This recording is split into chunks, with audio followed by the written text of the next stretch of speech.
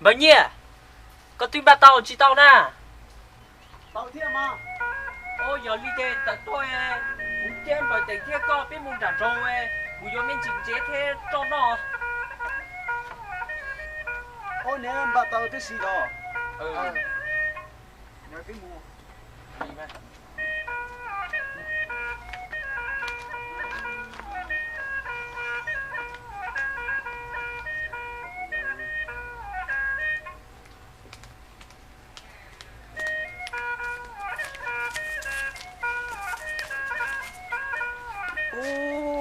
Có bộ tàu muốn trả trâu đôi dòng thêm bà nhỉ. ô phụ chỉ tao nói chuyện nghe là từ ô kế tôi sẽ này phía mua xe mua đeo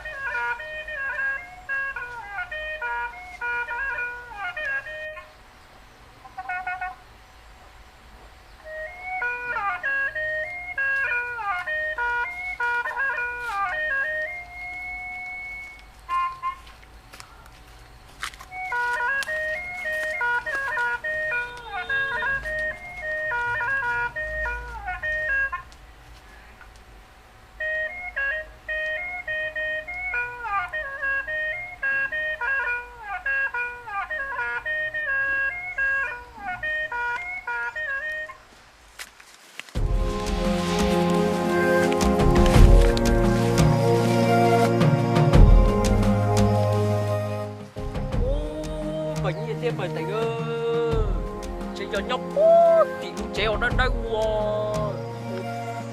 ôi sao phụ chỉ vô cái mua nó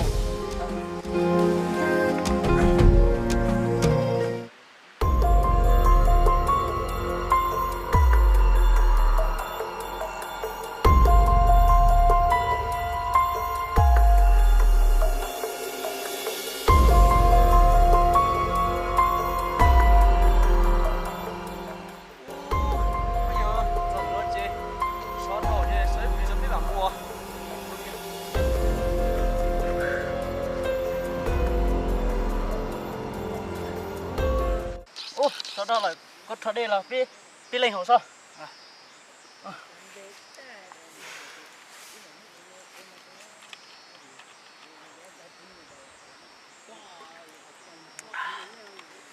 ô mua lò xe Ôi. Cái chuyện đó mà số cỡ.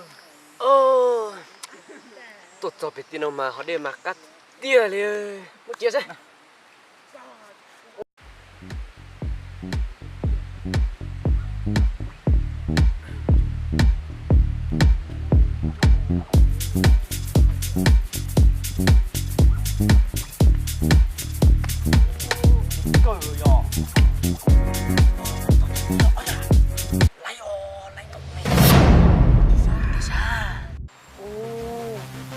Lạnh tóc bịt thế lạnh mua bê xuống nọ thế mua bê nhỉ đó.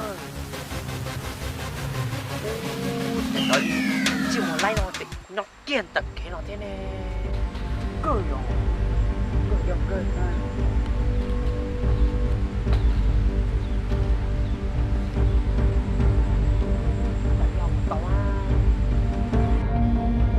chả lẽ bên một biển lớn ruột còn lại xưa là xong chặt lớp bỏ thế xí xí xí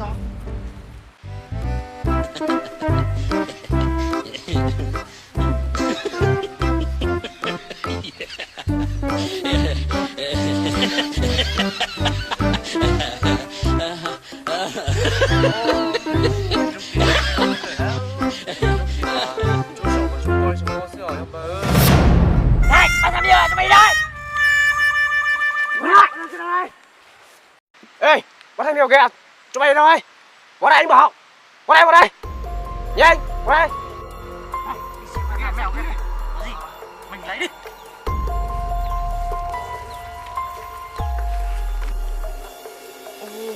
Tôi lại có chảo chưa?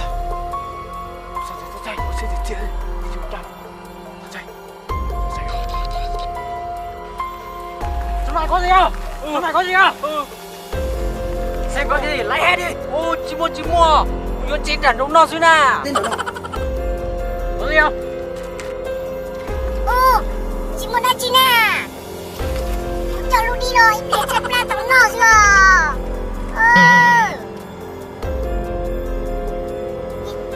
Chị muốn lại có chạy vô tua, chạy nó chạy khẩu nó nọ chứ.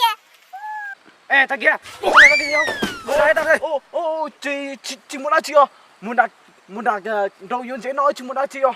thằng này có gì không cô chim mua chưa con rõ từ tin là nó muốn đàn rồi yến chế thế cho nó xưa mày ê thằng kia đưa đây sao tao chú hề tiền chim mua này你逼动牛来哪个啦？进不搬进弄啊！mình trời ơi! Ê, còn cái túi này nữa, đưa cho tao đưa đây. Ôi, tao phải chịu mua à, chịu mua. Nỉ ô, thì bây giờ chim một lại nó tao cứ lo. Ơi, muốn chúc tiền tao nó ra. Chỉ bây giờ muốn tao sẽ biết chữ hay nữa nó. Còn chim một lại nó cười làm tao nó cú sao? Tao đây với mày á. Hành điện chặt là tiền là sao? Ôi, tao cỡ. Chị cho vô.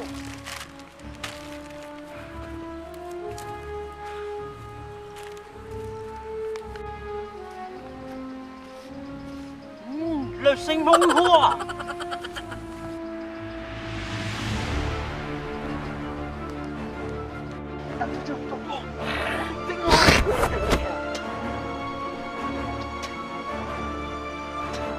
Một khinh, chứ một tên khá đâu có xúc ổn định chặt tao lo sao? Xúc kia hả? Một chừng lo tao bà hư. Chơi kia ôi nó, ôi đi chặt tao lo tao bà hư làm sao mà khinh? Ôi xúc kia thôi. Kia.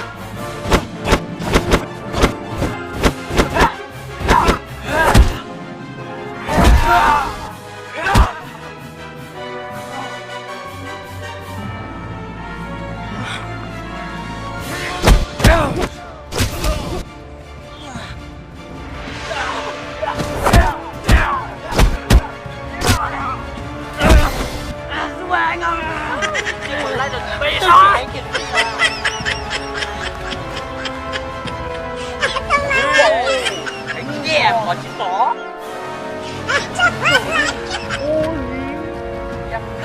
Thô tổ. Sao không? Nó bị sao rồi? Sao? Sao rồi? Thằng kia, để tao đi đánh nó. Ê, chẳng nhìn chim một like là gì chị hãy ơi. Dạ, tao có một chuột. Tao cứ, ôi chỗ kia này. Ôi đi chặt tao thôi.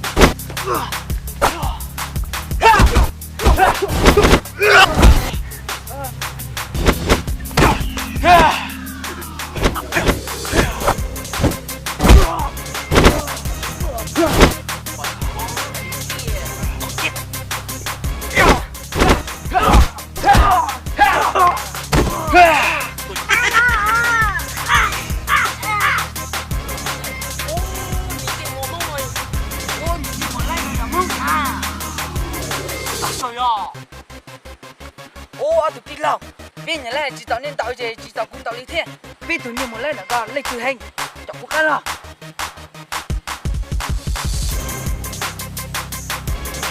chúng mày gà thế để tao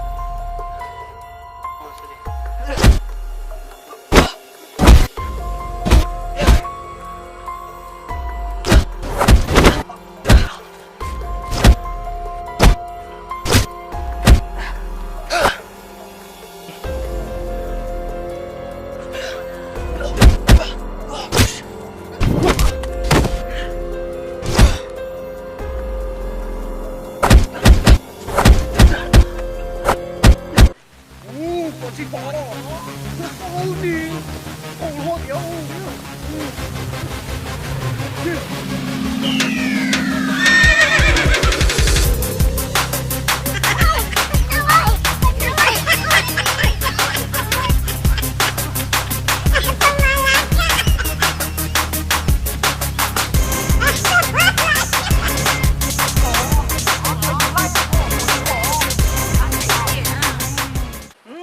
cho你赖梦哦，你设计到底懂到些哦，哦你可能打到的哈啥，我就跑，所以才别被懂梦到些哦，就跑咯，跑